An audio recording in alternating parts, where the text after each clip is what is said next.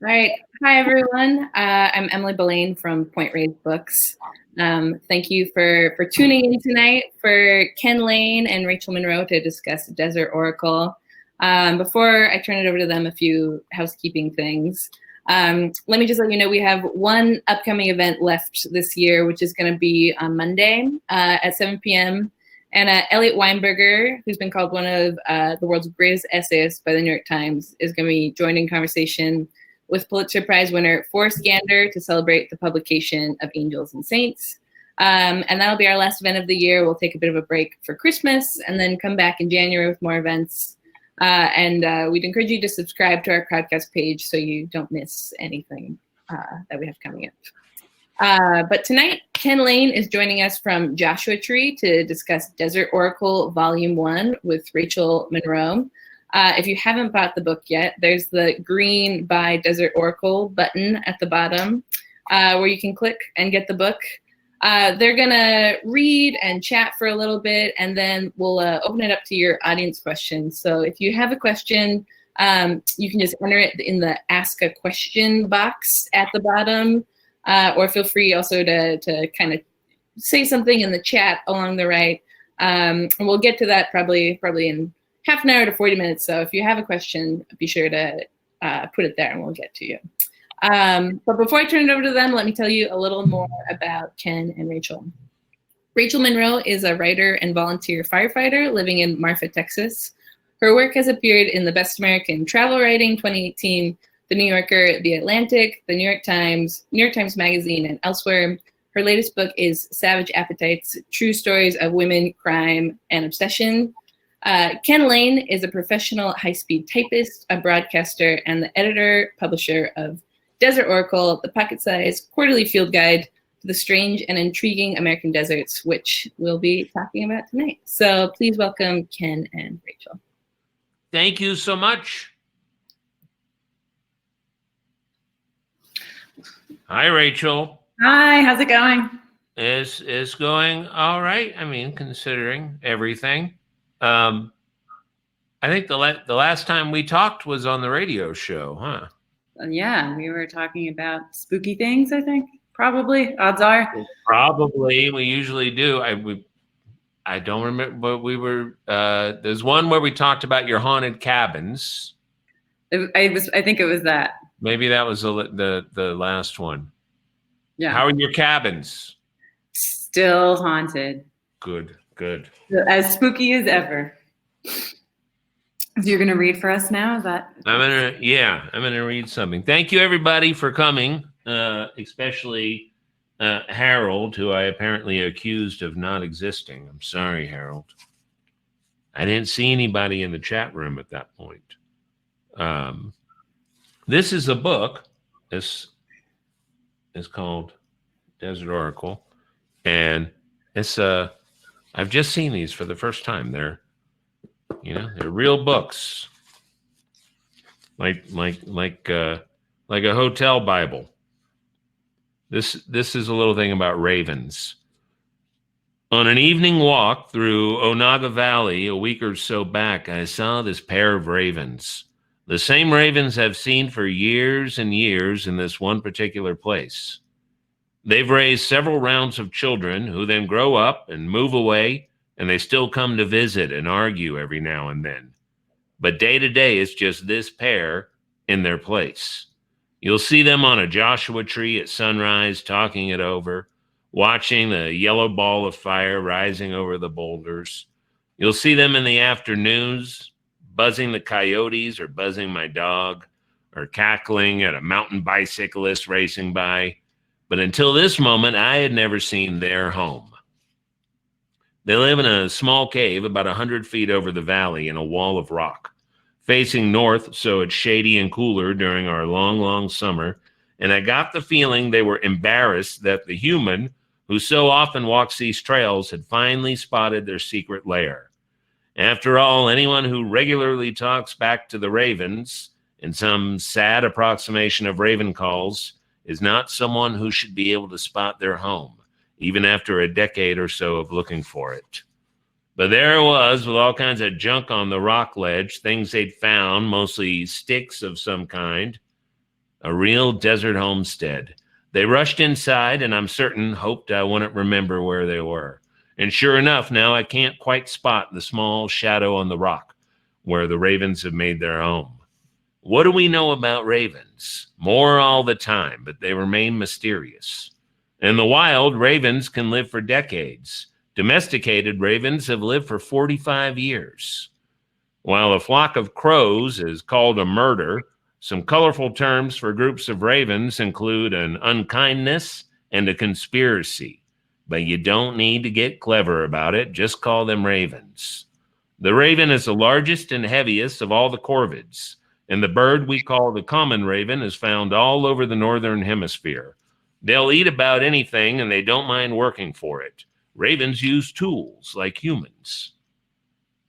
They'll use sticks or wire or rocks to get food, break shells, hide food from other animals. And once they figure out something clever, they like to teach the other ravens about the discovery, like dropping hard-shelled nuts on a road so that passing cars will break the shells for them. Ravens are masters of deception. They'll act like they're storing food in one place, but then they'll casually drop it somewhere else. The book of Genesis tells the story of Noah trusting a raven to find land after the great flood, and he sent forth a raven, which went forth to and fro until the waters were dried up from off the earth. Why Genesis then tries to get us to believe Noah sent out a simple-minded dove to do the same thing is one of those many Bible mysteries. The Norse god Odin traveled with a pair of ravens named Thought and Memory. They brought him news from around the world, and that makes sense because ravens have a rich and complex language. And like human language, raven language varies from place to place. The ravens in my chunk of the desert will pronounce things differently from the ravens in Stovepipe Wells or Lee's Ferry. Thank you. Cool Raven, bird. American's greatest bird. Yeah. They want to be America's greatest bird. Do they have a contender? Is there a... Pretty much only the American crow is a contender. Yeah? They're the coyotes of the sky. They're very adaptable, and they love to eat our trash. That's fortunate for us. Will you hold up the book again so we can all see it? Yeah. Where did the classic desert oracle yellow come from? The classic desert oracle yellow comes from the habit, especially in mid-century, of desert books to always have yellow stock covers. This one is fancy. It's a university press, so it's got two colors, but usually they just have one color. It's usually just black on, there's more back here, but, sort of. A lot of them were pamphlets. They were small booklets with yellow covers that would be published by regional presses. Things like Joshua Tree Jeep Trails or Death Valley Mining Roads or things like that, things that you'd keep in your glove box. And so I wanted Desert Oracle to fit like on your dashboard, glove box, or in your pocket. And if you wear like regular jeans, like Levi's or Lee or Wrangler, they fit in the back pocket. That's wonderful. Of the regular ones. If you get like the skinny jeans or whatever, the pockets can hold a ballpoint pen. Yeah. And you can put it in your backpack. Yeah. And yeah. Have you seen them? Where have they traveled to? I'm curious what their physical life is. Some have you seen them around and about? These guides, to this day, in some desert national parks, the gift shops or the Western National Park Association bookstores inside visitor centers, you'll still see them. Some of them have continued to be in print for decades with no real changes. But most of the old ones, the ones that dealt with things like off-roading in Death Valley and mining within certain national monuments, those have kind of phased out as regulations and land use in those places have changed. So Death Valley has far fewer. I've got the 1972 edition of Death Valley Jeep Trails, and most of those roads aren't open anymore. They're blocked off one way or another because they go into like federally designated wilderness, and those have to be roadless areas. So, I mean, other than as a curiosity, which, you know, I love them for it. They're just very simple and minimalist. They're not being minimalist to be cool. They're being minimalist because the same person. I told you they were bad. The Yucca Man? I told you they were bad cats. The Yucca Man. I apologize. Oh, no. If we didn't have a mysterious monster in the back of this book event, it would have been a failure. So it was usually one person doing everything, the publishing. We have a bookstore here in Yucca Valley called Sagebrush Press Books.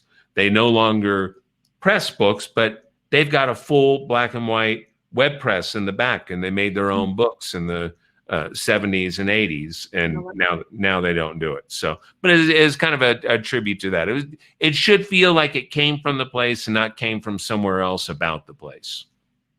Yeah, I was wondering if you could talk a little bit about what are your sources for all the esoteric desert stories? Like, what do you recommend in terms of locating the lore? A lot of the stuff is because I just like these stories. It's just stuff that when I started the periodical 6 years ago, I knew so many of these, you know, pointless in any other line of work stories that I made a list. You should always make a list. I know this because I got a book like How to Launch a Successful Magazine or something from the 90s, retirement real estate or whatever. And I read it, and it had some good business advice in it.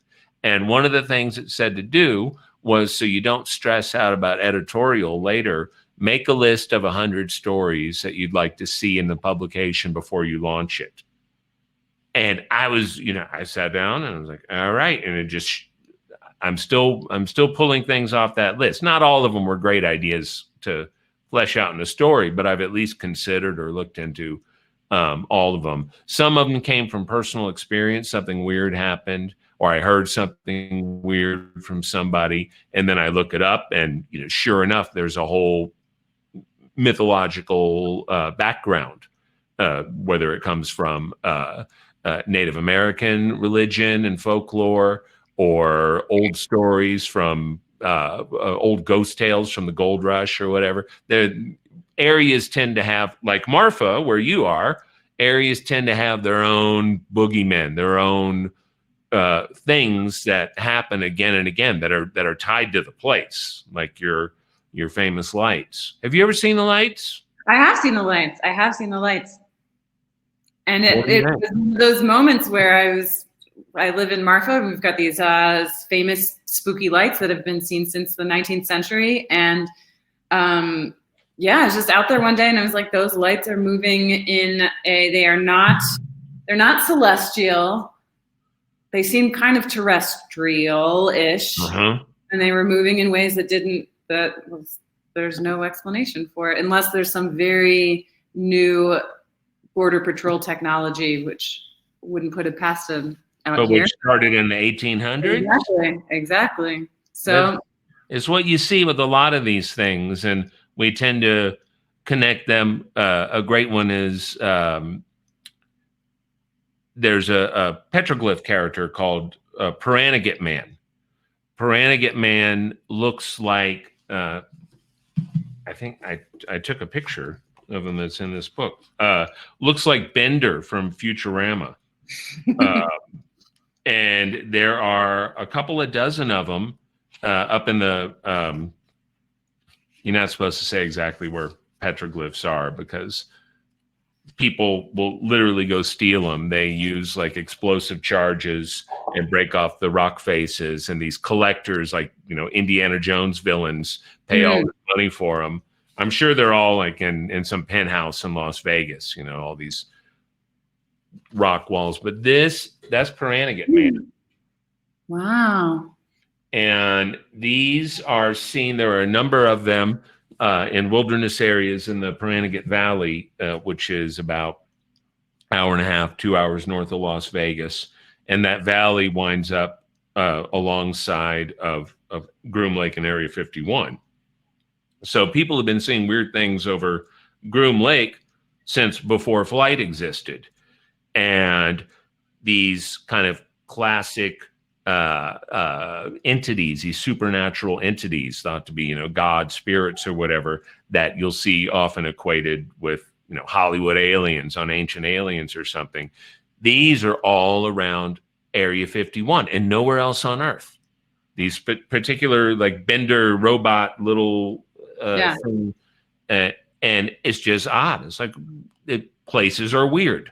Places, I think, have a role in defining what happens there, not just because like a dry lake is a good place to hide a, you know, stealth bomber test landing.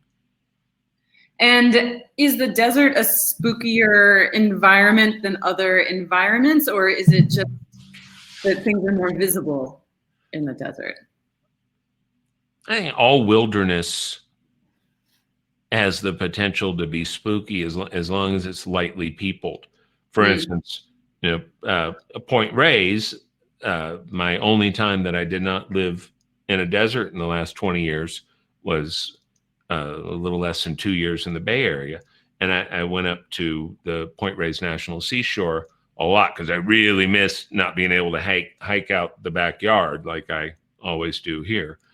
And it's the only time I ever, like, I got lost wandering around in the woods because it was winter, it got dark early, and you know, the phone ran out of batteries and everything. It's like, that's spooky. That's something spooky that happens in wilderness, but it would not have happened on a weekend when the trails are just full of people. So it wilderness, and you can't have a bunch of people there. That's why when, you know, people ask me like, oh, you must love Burning Man. I've never been to Burning Man. I don't like going anywhere with 50,000 people. And to me, that's not going to the desert. That's going to Las Vegas. It's funny because people are the spookiest thing of all, really, if you think about it. But, Well, yes, they are. Yeah. But it's also spooky when they're not around, I guess. I have to move my computer because I'm going to run out of battery. Oh, no. No, it's fine. I'm just going to spin it. Have you ever, I think I feel like the desert suits me because I think about death a lot, and death feels present in the desert. And so it seems less, maybe weird to, you know, there's like, I got bones all over. It's nice to have a house full of bones. Yeah.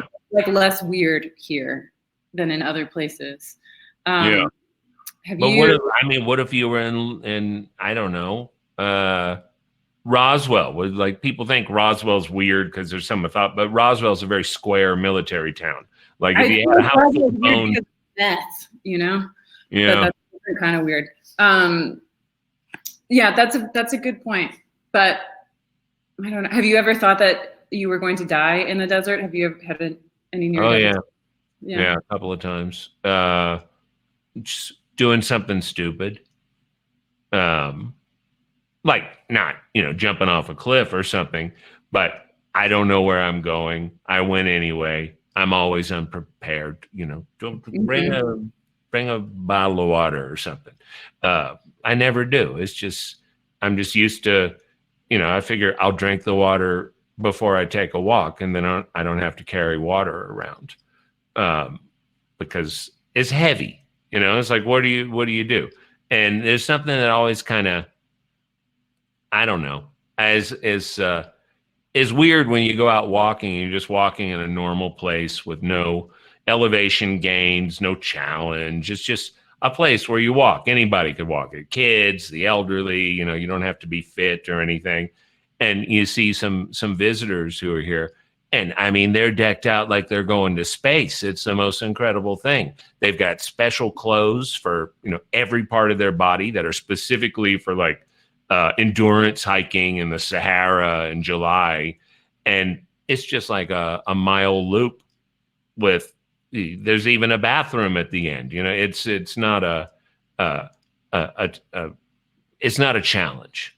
And I'm kind of the opposite. I don't like to carry stuff. But now and then it's like, well, maybe if you had a phone on your walk, you could see where you are instead of trying to guess the way out of this box canyon when it's getting dark, that kind of thing. But I've never like sawed off my own arm in a canyon. Okay, good. You got 2 arms. Yeah, at the moment. I got lost on a stupid hike that I didn't bring water on because I was like, this hike is too stupid. There's a date farm. It's like it's on those little towns on the California-Nevada border, and there's a lovely little date farm. Is this China Ranch? Yes, China Ranch. I did that hike with Patrick Donnelly from the Center of Biological Diversity. Oh, you guys not long ago because it's like a mile. Yeah, but it's hot. Yeah, I don't know what I did. It was really embarrassing. And then I just kept, at a certain point, I was like, well, I got to keep going and can't go back. And then I kind of went through, when I finally saw civilization like hours later, and I was like, oh, good, I did loop my way around. But then I realized I was like at the other intersection, like 15 miles away. I hadn't walked 15 miles, but the road was a 15-mile away. And then I had to hitchhike back. And the man was like, where are you, that I hitchhiked, real like ratty desert guy. He's like, where are you from? And I was like, Texas. He's like, oh, Dallas.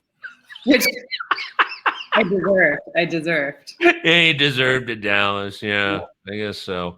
But you made it. Yeah. But yeah, I know. And it's stupid because I write about people who die doing this kind of thing all the time. Like they didn't mean anything. At Amboy Crater, Mojave Trails National Monument, a couple people die every year or so in like May because they think May, it's spring, it'll be fine. And it is an easy walk unless it's hot and you're not in shape and you don't have water. And so people die like a mile from the parking area. And so if you go there now, and it's easy to get lost. I've gotten lost there because everything looks the same. It's just sand and blobs of lava rock around you, and people wander around. So there's footprints that go every which way. Mm. And so it was a hot day, and I kind of got too far off, and finally kind of scrambled up one of the lava piles. I'm like, oh yeah, I'm off by a good 3/4 of a mile. No water as usual, just a fool. And so they've since put up these big windsocks on tall flagpoles on top of the little observation areas after the last couple of people died. The last couple of couples, it was like two married couples, and early 60s, it should have been fine, but they messed up. I feel, somebody once told me it takes like 2 mistakes. Like the first mistake, you get off trail, whatever, and then you're okay. But it's like 2 or 3. Yeah.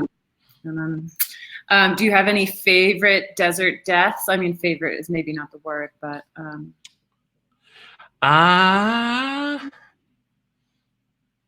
Well, my favorite in terms of melodrama. And bloodshed, okay, and madness and psychedelics involves I'm here. You just went away and came back and went away again. I just want to make sure everybody's all right. Involves a supposed couple and they were kids. One had turned 21, the other had not. So the boy had gone out with the girl, but then they broke up. And she said, you can be my friend. And he said, okay. And he said, why don't we go to Joshua Tree for your birthday? And she said, okay. And she was a college student, and he was a security guard. From Long Beach, I believe. Both of them were. Long Beach, North Orange County. So they come out here. It's August. It's monsoon season. Monsoon season in the desert.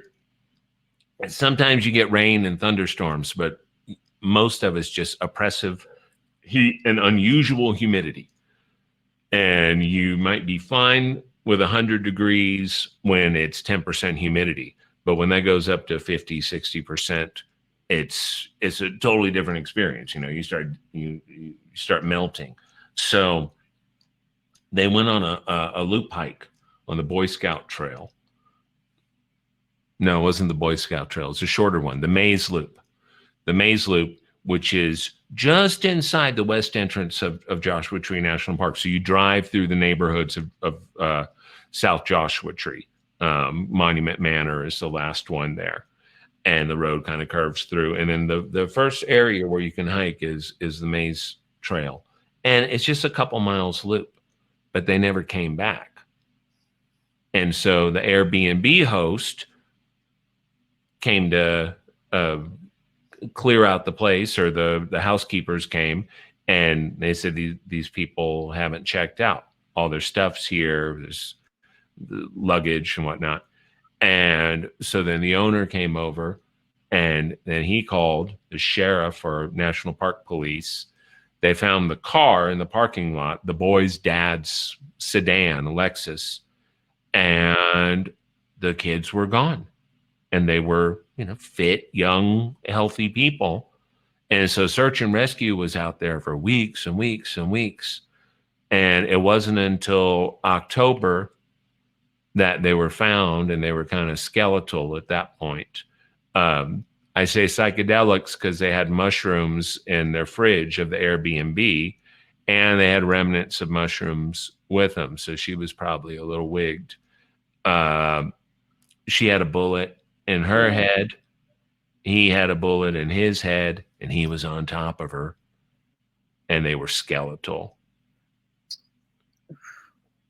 And the story came out, tragedy, lovers lost in the terrible desert wilderness, a mercy killing. Whoa. It was like, a mercy killing where you can see the lights of the houses. So, and now you talk to people in town now, and everybody's kind of heard the story, and it was this whole thing. The guy's father hung around with search and rescue the whole time, and he sort of planted this narrative. And it's search and rescue. They're not, I don't know, psychologists or whatever. So the sheriffs show up, San Bernardino County sheriffs, America's finest, and they're like, sure, whatever. Well, and they're both dead, so what is there to it's one of those things that in another year or two, because I write about it in here, maybe when if people read this book, it'll end up being like a crime special on Headline News, with Nancy Grace or something, and it'll be rediscovered.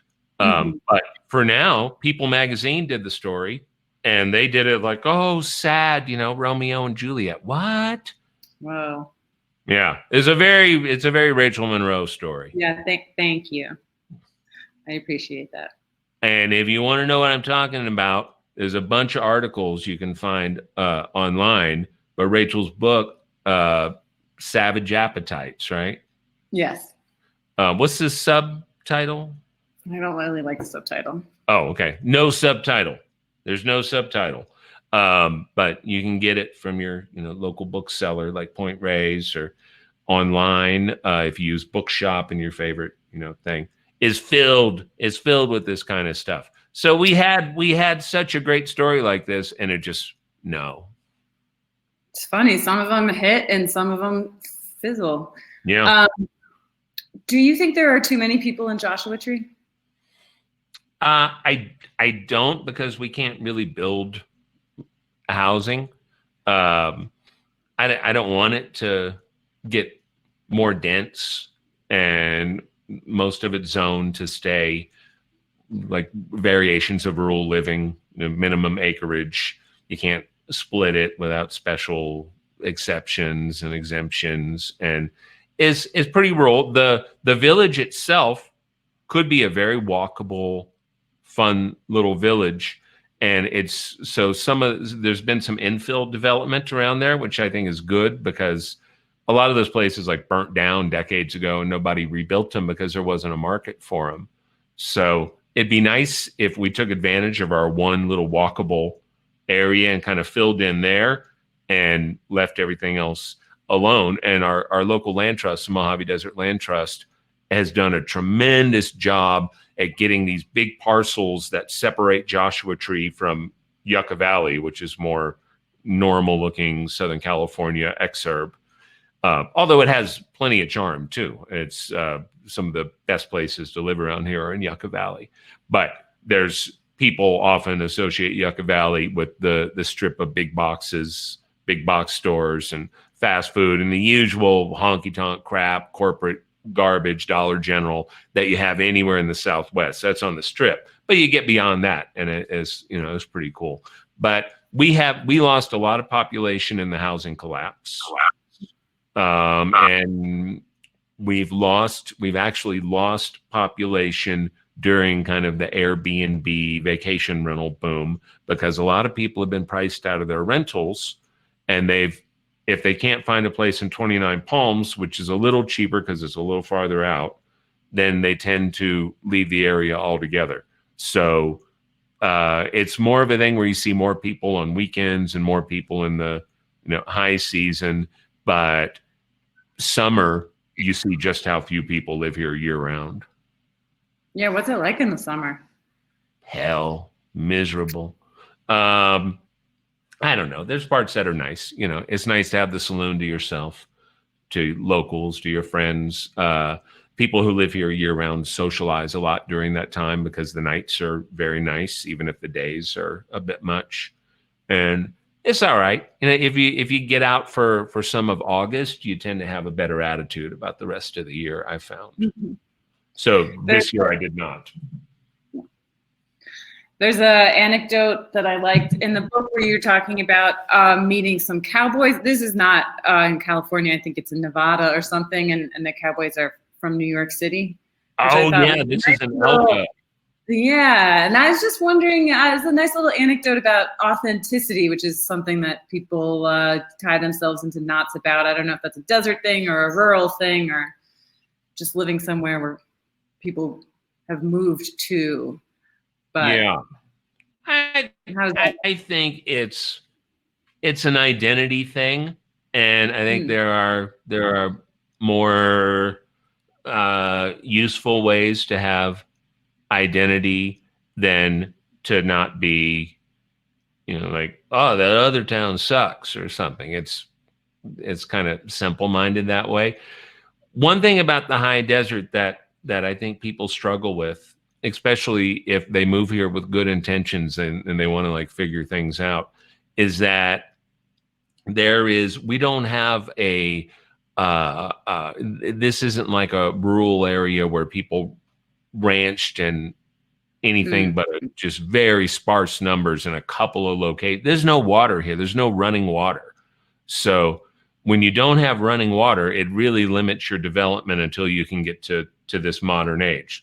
So Yucca Valley and Joshua Tree boomed mostly during housing booms in Southern California when you could bring out water pipelines and drill into the aquifers and import some kind of infrastructure like that, because there's just not there's no ranching here, which is something that Texans and New Mexicans often find weird. It's like, what, aren't there ranches everywhere? No, there's not. There are a couple of places in the high desert where there were ranches, and they were minor operations. They were so far from everything.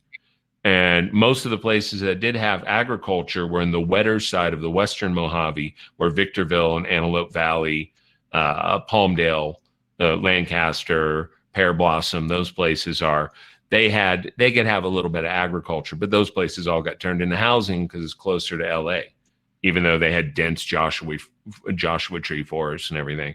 So one of the reasons why we're kind of spared excess development here is because we have so little private land, and we have so little private land because there was no desire for it. I mean, in the 1950s, the federal government made a big campaign, spent a bunch of money to give away land in Yucca Valley, Pioneer Town, Joshua Tree, and 29 Palms. You could get 5 acres. All you had to do is drive over and write your name.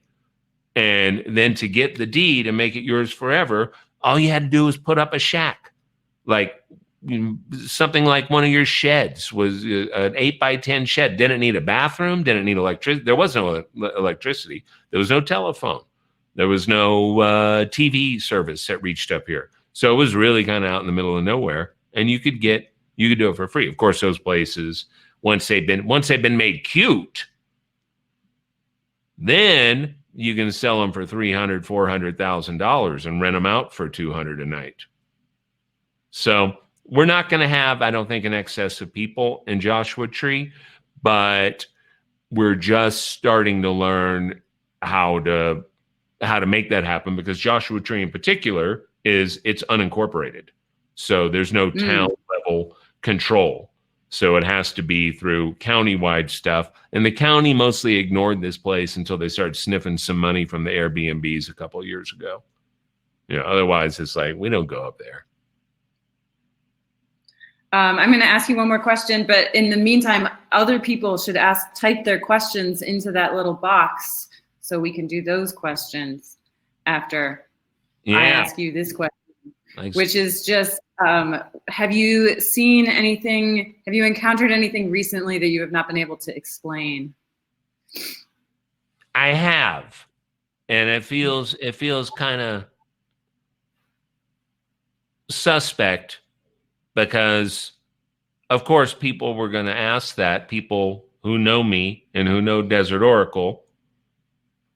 And so the night before, there's been a couple of book events, and I did the first one with Anna Merlin, just like Sunday night. And so Anna's from New Mexico, so she's weird already. And she asked me, and of course, literally the night before, I haven't seen anything other than like wondering what satellite that is, or is that the ISS or something, that I pull out my little flight radar thing and check for, not in this pandemic, really.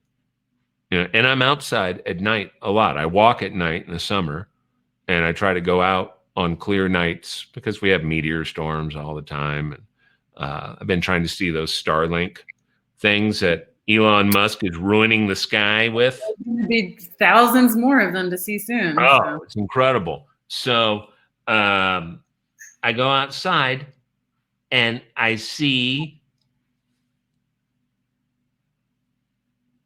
in kind of formation, and I'm guessing they were like 5 degrees apart, 3 lights, bright red unblinking on the sides, and then a much bigger kind of moving around one in the middle.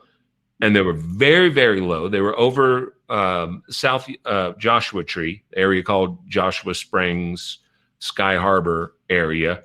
I mean, I knew right where they were from the direction, because it's where I often walk the dog. And it was so low that I've got some Joshua trees behind the house, and the Joshua trees, blocked them. And they were coming like about 2/3 of the way up Joshua trees that are maybe 20 feet tall, 25 feet tall at the tallest. And it was completely silent. And it looked like it was solid in the sense of the way they were together. I saw no structure or anything else. And I was thinking about other things, and I'm just kind of watching it absentmindedly. And then suddenly I just got this feeling that I've never gotten, including when a real black triangle was hovering, right over the Jeep in the Eastern Sierra. It was, it's like Jesus had come or something. I was outside going, fantastic, like divine ecstasy. This thing, I just got a bad feeling, and I just suddenly got the idea, I don't want that light on me. I don't know why, I haven't been sleeping much, a lot of work. So instead of doing what I'd always do if ever I saw something, because of this job, I do a radio show here. And when people see stuff, my Facebook is always flooded for desert oracles. Like, oh, did you see, this or that? So whenever I do see something, usually I just want to go check it out. And so I can say, yeah, that was flares over 29 Palms base or whatever. This thing was moving. It made no sound whatsoever. And I just went back inside and I said, nope, I got too much to do. And then curiosity got me. I pick up my iPad and put the flight radar thing on it. And there's nothing anywhere over the Morongo Basin. It's like the nearest plane, there's a jet that you can see way out beyond Wonder Valley coming toward LAX or Ontario. There was nothing, no military helicopters, no life flight. And so I walk out the front door and there was nothing there. And I thought, well, what in the hell was that? And then once I thought about it, I thought, well, it does sound not unlike the mystery drone sightings that have been going on over the Great Plains, started a year ago. But I saw no reports about it. No one talked about it on Facebook. So but it was I do not know what it was.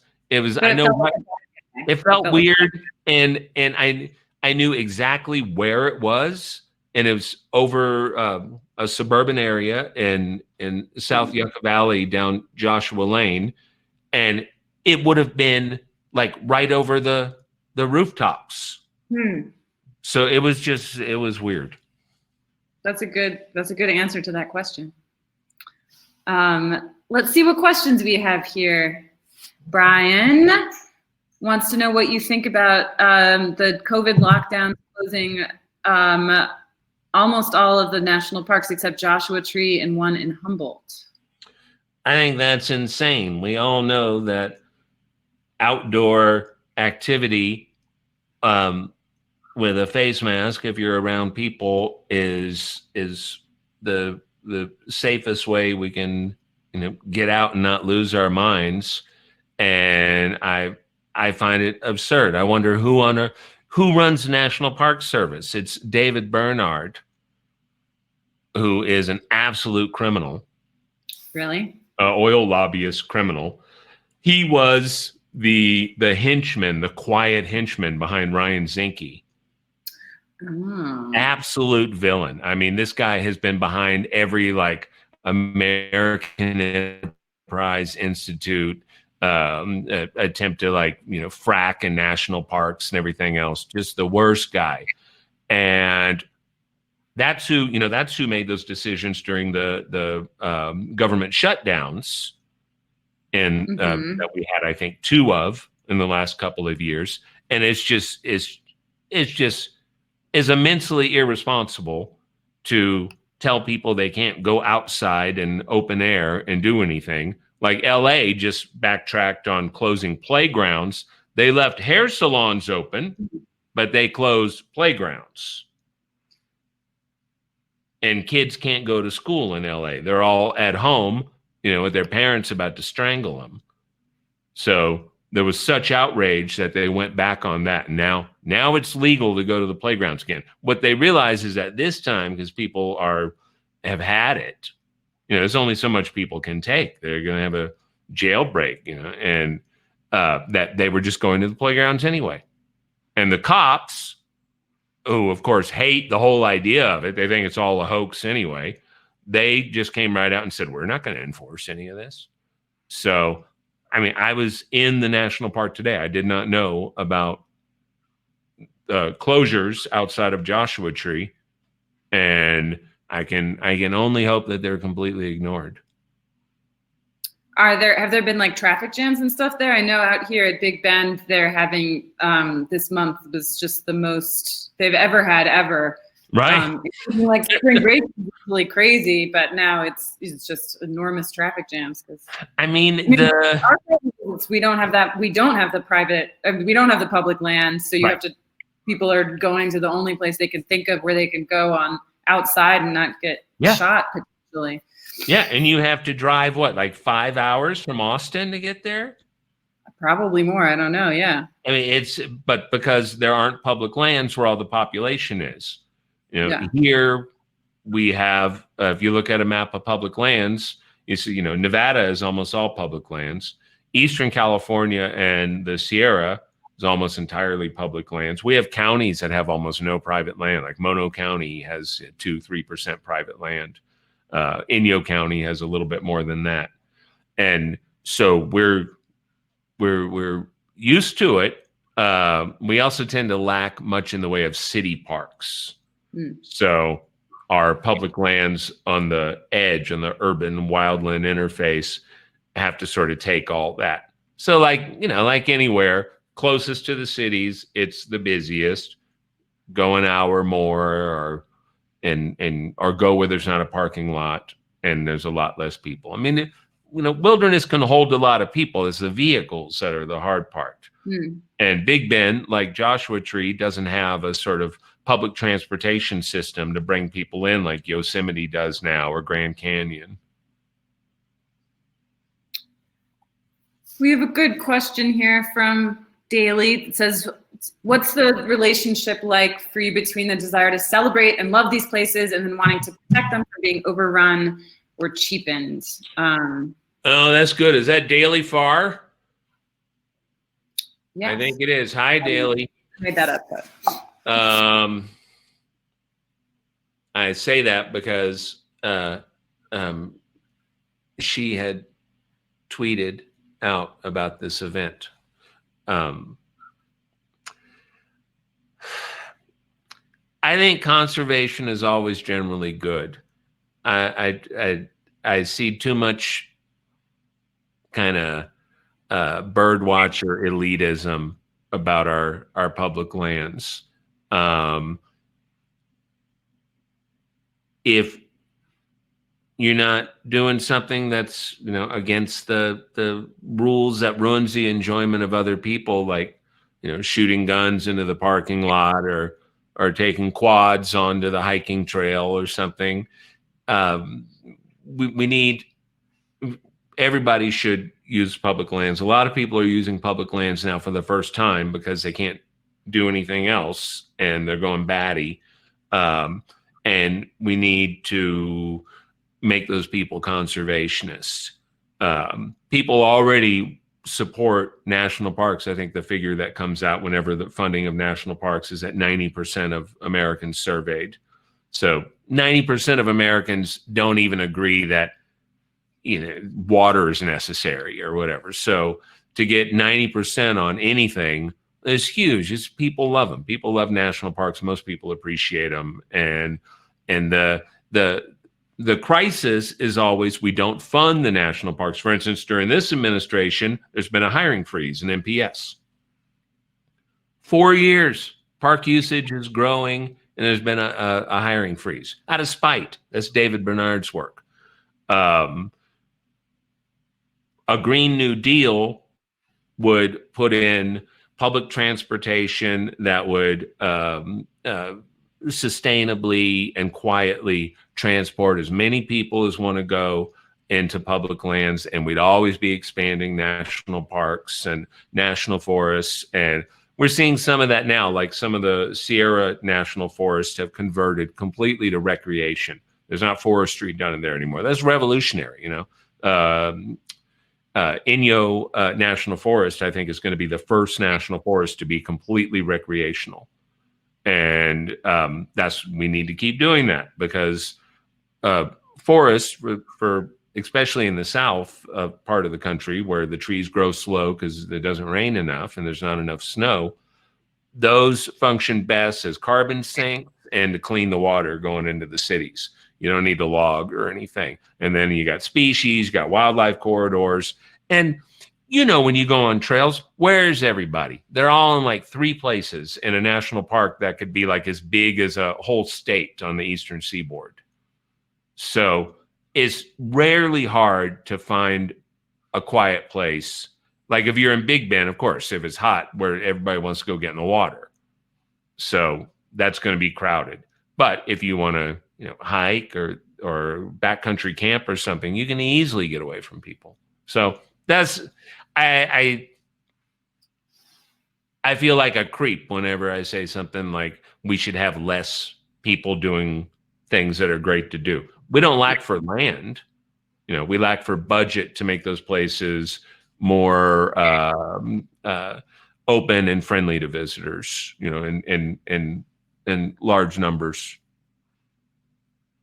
You can always drive an hour past any crowded park and you'll find one with nobody there that has no Instagram tags. I think that's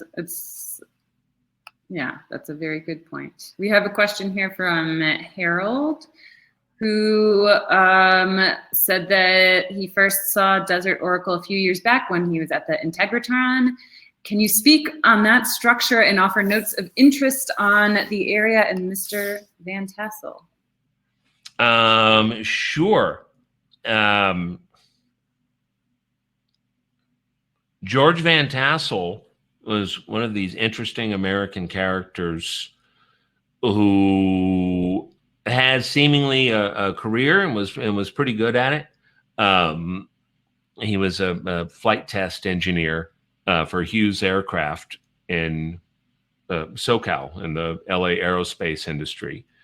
And it sounds like a kind of 40s LA crime story or something. He runs into this guy, his car breaks down and he stops, and there's this kind of interesting guy at the gas station who fixes his car. And he says, I've got this claim on some land out in the desert. And somehow they have this conversation. And next thing you know, George Van Tassel's going out to visit this guy named Frank Kritzer.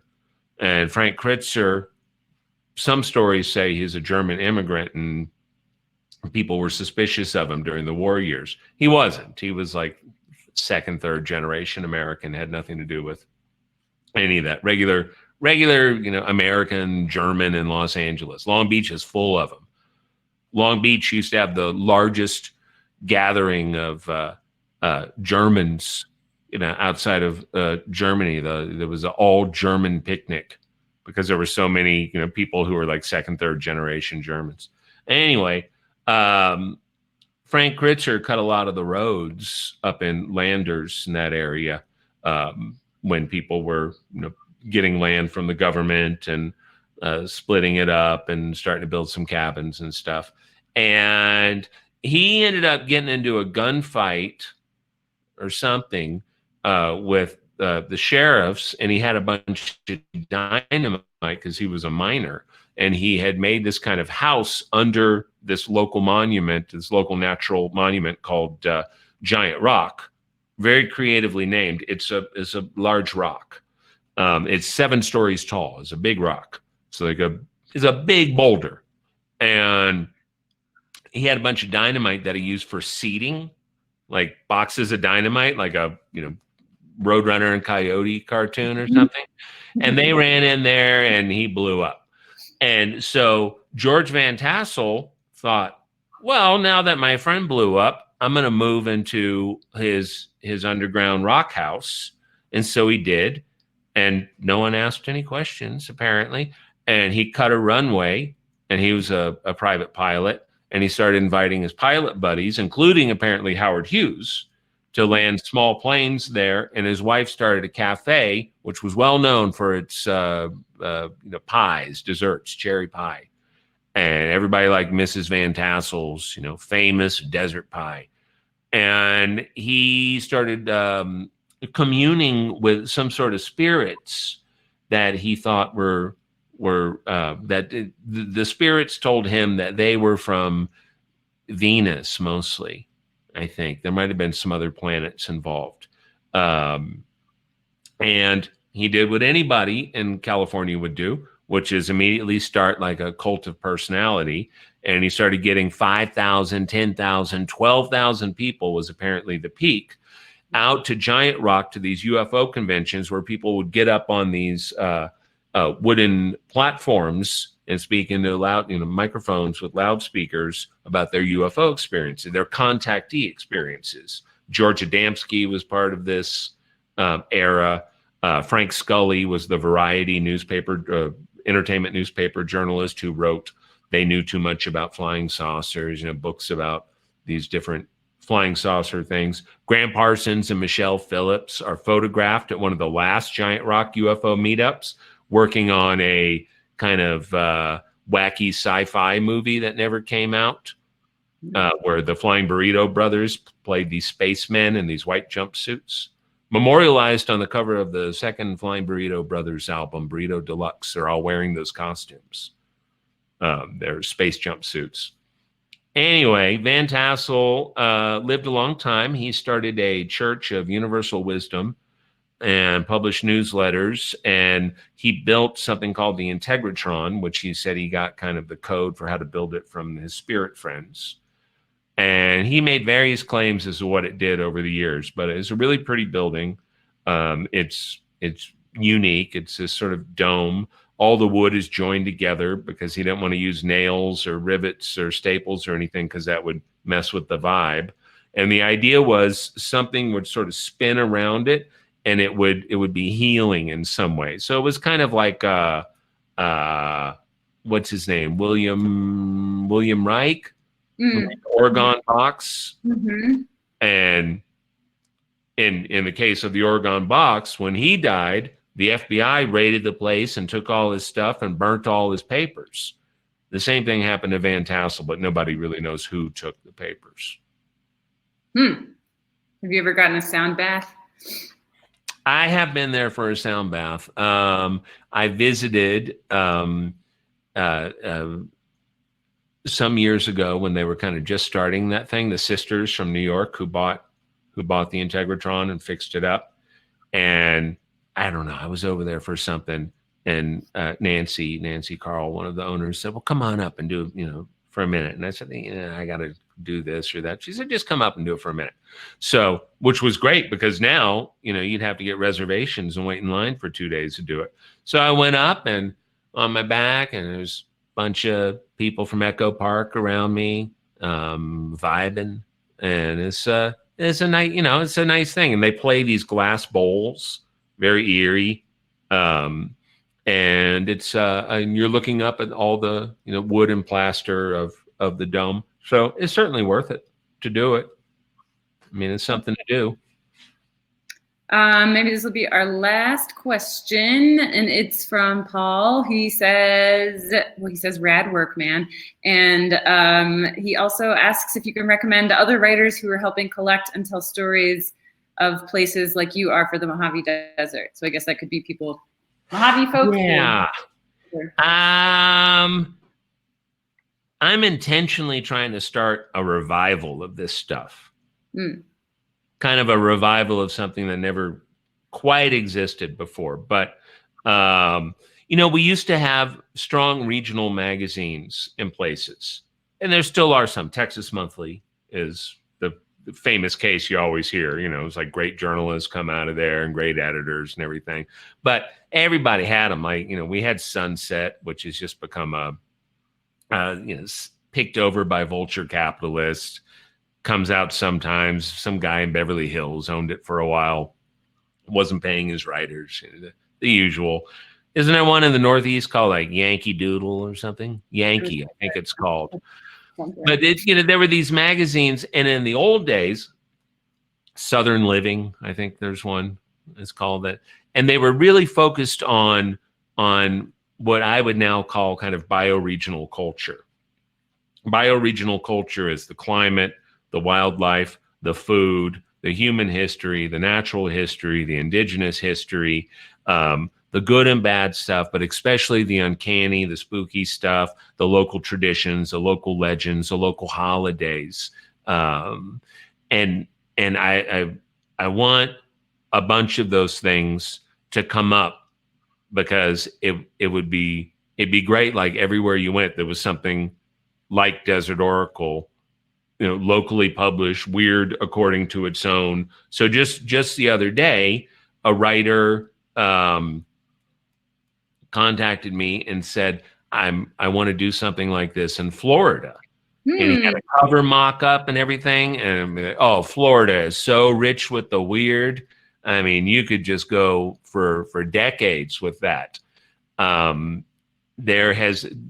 see websites sometimes that'll have local legends and stuff, But for the most part, I find these stories by accident. You really have to just kind of be floating around and hear somebody tell you something. And then you think, what is that? I've never heard of that. And you look it up and you'll find like some GeoCities site from 1998, and it'll reference a newspaper article from a long closed newspaper. So I'll do things like drive out and get the microfiche newspapers of Lancaster, Victorville, Palm Desert, places like this. And most places have historical societies, and they'll publish a little bulletin or something, but they're more about the act of collecting the folklore and history and doing it accurately and everything than presenting it in a way that I think brings people in. So you always hear at historical societies, our youngest member is 84. We don't know what to do. But I do campfire stories, and it's filled with young people because it's not trying to behave as these things, tend to do. Like historical societies don't want to talk about what happened 30 years ago. So you miss a lot of good stuff. You miss, if they don't want to talk about anything in the last century, you miss Manson. You miss all the military stuff. So I'm sorry for the long-winded answer, but I hope people will start these things. I'm talking to a buddy in Missoula, Montana, who says he has plans for something like this for the kind of Bitterroot Valley area that I think would be great. I think the Pacific Northwest could easily have one. West Texas could definitely have one. I mean, Texas could have like 8 of them. And look, we're all getting laid off anyway. Might as well start a little magazine. That's great. I have nothing else to say. I don't want to say anything after that. Well, I think on that note, thank you, Ken and Rachel. It was such a great event. If you guys haven't bought the book yet, the green Buy Desert Oracle button, and this will be recorded, and anyone who wants to can rewatch it on our Crowdcast page. Oh, great. Thank you so much. I love that bookstore. Are you the co-owner? No, not me. Okay. So I was talking to one of the co-owners, who you're not the other one, about the thing I miss most about being up there, which is going up, walking in the woods, maybe going and seeing the elephant seals and walking down the beach or whatever, trying not to get killed by a sneaker wave, and then going up and getting oysters and beers and reading the books I bought at Point Reyes Books, because it was always like the perfect end of the day. Yeah, it sounds like a perfect day. It's a good store. Thanks everybody for coming. Rachel, thank you for doing this. What's your website is Rachel-Monroe? Very good. Yes. .net. .com. Christ. I was right there. I was so close. And you've got like a big hit story out right now, don't you? You know, I'm thinking about guns all the time now. Stay tuned. It's gun. All right, it's guns. Anybody who, join your local historical society is great. I'm sorry if I didn't see a lot of these. You can bother me on Twitter if you want. This is my last thing. Now I'm just going to drink beer and look at Twitter. All right, everybody. Have a good night. Thank you. Good night.